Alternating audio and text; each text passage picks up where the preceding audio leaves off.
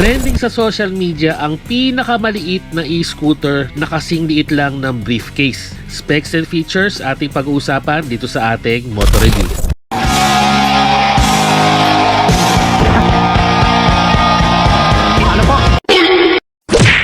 At eto na nga, nag-launch ang Honda ng isang portable e-scooter na napakaliit, pwede mong gamitin kahit saan.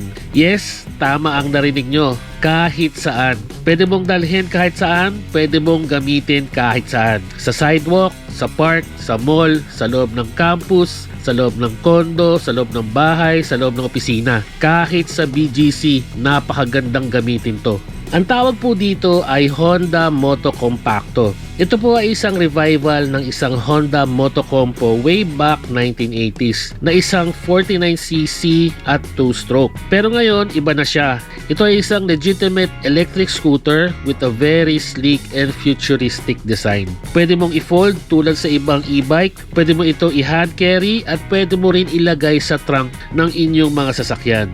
Para makita nyo yung specs, napakaliit lang niya. 742mm long, 94mm wide, and 536mm tall.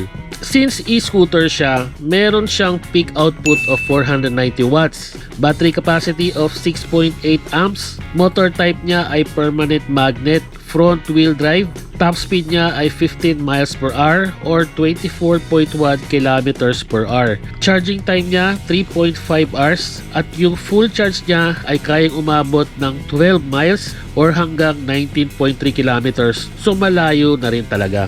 Wheelbase niya ay 29.2 inches. Syempre, pasok sa height ng Pinoy ito. Kahit bata, kaya to i-drive. Seat height niya, 24.5 inches. At may bigat na 41.3 pounds or 18.7 kilograms. So, pwede talaga siyang i-hand carry. Kung makikita nyo sa presentation ng Honda, white lang po talaga yung kulay niya. Pero pwede mong lagyan ng stickers or pwede nyo rin ipa-decals para unique siyang tignan.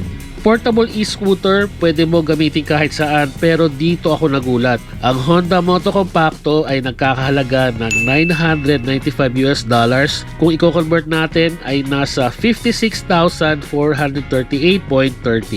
At kung ikukumpara natin yung 56,000 ng Honda Moto Compacto, pwede na tayong bumili ng brand new na scooter or repo na scooter. Based sa Honda Philippines, wala pa raw anunsyo kung kailan darating dito sa Pilipinas. Pero pinag-uusapan na po ito sa ibang bansa. Papasok daw po sa merkado nila by November 2023. Para sa inyo, Rat Nation, bibili ba kayo ng Honda Moto Compacto sa halagang 56,000 pesos? Comment down below, huwag mahiya para mabigyan natin ng tips at ideas ang ating mga moto viewers. Para sa mga updates ng ating moto review, please follow us on our Facebook page, Facebook Reels, YouTube Shorts, and YouTube channel, bastiboys.ph. At syempre, you can support me by sending stars sa ating FB Reels para makagawa pa tayo ng mga moto review para mas marami pa tayo matulungan ng mga moto viewers. At para sa ating Rat Nation, para sa mga gustong magpa-wash out, comment down below lang po para ma-wash out ko po kayo sa susunod na ating moto review.